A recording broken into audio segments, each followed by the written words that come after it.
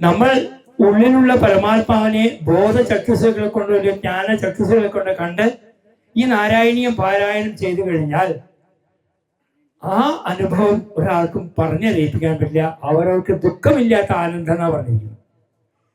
ഈ ദുഃഖം എപ്പോഴാണ് വരുന്നത്? ആനന്ദം വരാത്ത സമയത്ത്. എന്താ 100 തരത്തിലുള്ള ചുമതലകളെ കൊണ്ടാണ് എല്ലാവരും ക്ഷേത്രത്തിലേക്ക് വരുന്നത്. പൂർണ്ണമായി ആരും ക്ഷേത്രദേവനോടോ അല്ലെങ്കിൽ സ്വന്തം ശരീരത്തോട് കടമപ്പെട്ടുള്ളതല്ല. എല്ലാവർക്കും അതിൻ്റെതായ ദുഃഖങ്ങളും പ്രയാസങ്ങളുണ്ട്. അപ്പൊ നാരായണീയം ആരാണോ കയ്യിലെടുത്തത്, നമ്മൾക്ക് കുറെ കാലമായി ഇതിന്റെ പിന്നിൽ തോന്നും. എൻ്റെ നാരായണീയം എന്നെ കയ്യിലെടുത്ത് ഞാൻ ഇന്ത്യക്ക് പുറത്തുനിന്നാണ്. പക്ഷെ കേരളത്തിൽ വന്ന് ഇതിന് പൂർണ്ണമായ പ്രചോദനം തന്നത് നമ്മുടെ മണ്ഡലേശ്വർ പ്രഭാകരാനന്ദ സ്വാമികളാണ്. പിന്നെ ഞങ്ങളുടെ വേറൊരു ഗുരു ഉണ്ടായിരുന്ന സമാധി നിത്യാനന്ദ സരസ്വതി സ്വാമികൾ. ഇവരൊക്കെയാണ് ഇതിന്റെ പിന്നിൽ പ്രവർത്തിച്ചത്. ഇന്ന് അതുകൊണ്ട് നാരായണീയം എന്ന് പറഞ്ഞാൽ നമ്മൾ എല്ലായിടത്തും എത്തും. എവിടേക്ക് ഉണ്ടെങ്കിൽ, എവിടേക്ക് നാരായണ പാരായണം ഉണ്ടെങ്കിൽ അവിടെയൊക്കെ നിങ്ങൾ പോയി പാരായണം ചെയ്യാറുണ്ട്. അപ്പോൾ ഇന്നിപ്പോ ഈ ക്ഷേത്ര സന്നിധാനത്തിൽ, അല്ലെങ്കിൽ ഇപ്പോൾ ക്ഷേത്ര സന്നിധാനം ആക്കി തീർത്തു, കാരണം ക്ഷേത്രമായി തീർന്നു. അപ്പൊ ഇവിടെ ഒരു നാരായണീയ പാരായണം നിങ്ങളെ അമ്മമാരെല്ലാവരും ഇവിടെ ചെയ്യുകയാണെങ്കിൽ സമയത്ത് ലക്ഷ്മി കടാക്ഷം, ഞാൻ എപ്പോഴും പറയാറുണ്ട്, 2 in 1. 2 ഗുണങ്ങളാണ് നാരായണീയം വായിച്ചാൽ. നമുക്കൊക്കെ ലക്ഷ്മി വേണം. ലക്ഷ്മി വേണമെങ്കിൽ നാരായണനെങ്കിൽ അടുത്ത ലക്ഷ്മി നിൽക്കുള്ളൂ. ഒരു ലക്ഷ്മി ആർക്കും ആരാധിച്ച് കൈവശപ്പെടുത്താൻ പറ്റില്ല. അപ്പൊ വേണ്ട എന്താണ്? പ്രഥമ സ്ഥാനത്ത് നമ്മുടെ ഓരോ ഗ്രഹങ്ങളിലും ഗുരുവായൂരപ്പന്റെ സ്ഥാനം കൊടുത്ത് ഗുരുവായൂരപ്പിൽ കൊണ്ട് ലക്ഷ്മി കടാക്ഷം നമ്മൾ ഉണ്ടാക്കാൻ വേണ്ടി ശ്രമിക്കാം. അപ്പൊ അതാണ് 2 in 1.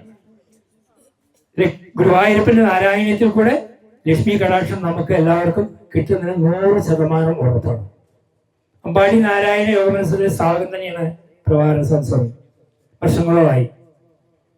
ഇന്ന് അതിനെ ഏത് തരത്തിൽ കൊണ്ടുപോകണമെന്നും എങ്ങനെ കൊണ്ടുപോകണം എന്നുള്ളത് ഗുരുവായൂരപ്പനാണ് നിങ്ങൾക്ക് ഗൈഡ് ലൈൻ തരുന്നത്. എല്ലാ നിർദ്ദേശങ്ങളും ഗുരുവായൂരപ്പനുള്ളത്. ഗുരുപരമ്പരയുടെ അനുഗ്രഹം കൊണ്ടാണ് അത് പൂർണ്ണമായി നമുക്ക് സിദ്ധിക്കാനും സാധിച്ചത്. അപ്പൊ ഗുരു ഇല്ലാതെ ഇപ്പൊ ഞാൻ പല സ്ഥലത്തും ക്ലാസ് എടുക്കുന്നുണ്ട്.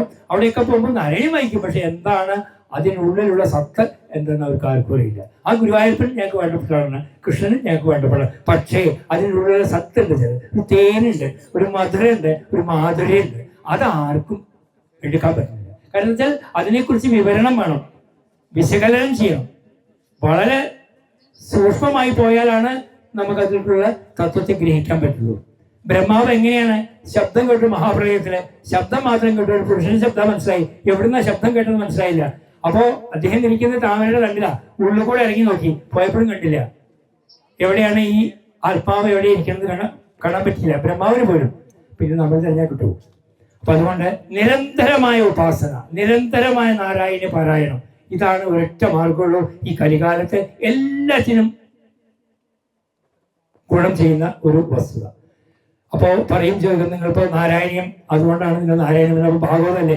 ഭാഗവതം കളഞ്ഞെടുത്താണ് നാരായണീയം. 18,000 ശ്ലോകങ്ങൾ നമുക്ക് വായിക്കാൻ പറ്റുള്ള ദിവസം കൊണ്ട്. നേരെ മറിച്ച് ഭട്ടതിരിപ്പാടിന്റെ ശ്രീമദ് നാരായണീയം ഒരു ദിവസം കൊണ്ട് രാവിലെ തുടങ്ങി കഴിഞ്ഞാൽ, ഇപ്പൊ നാളെ സമ്പൂർണ്ണ നാരായണിയുണ്ട്. രാവിലെ 8 മണിക്ക് തുടങ്ങിയാൽ വൈകുന്നേരം 4 മണിക്ക് തീർക്കും. എല്ലാ വിധിപ്രകാരമുള്ള പൂജാവിധികളോട് കൂടിയിട്ടാണ് നിങ്ങൾ ചെയ്യുക, എല്ലാ നിവേദ്യങ്ങളോട് കൂടിയിട്ടാണ് നിങ്ങൾ ചെയ്യുക. അപ്പൊ ആ വീട്ടിലും ആ ഗൃഹത്തിനും ആ ചുറ്റുമുള്ള ആൾക്കാർക്കും പൂർണ്ണമായ അനുഗ്രഹം അതിൽ നിന്ന് കിട്ടണം. നമുക്ക് അതിനു വേണ്ടി നമ്മൾ അങ്ങനെയുള്ളൊരു വിധിപ്രകാരം നമ്മൾ ചെയ്യുള്ളൂ. അപ്പൊ എന്തായാലും വളരെ സന്തോഷം. കൂടുതൽ വീഡിയോകൾക്കായി ചാനൽ സബ്സ്ക്രൈബ് ചെയ്യുക, അടുത്തുള്ള ബെൽ ബട്ടണും കൂടി പ്രസ് ചെയ്യുക.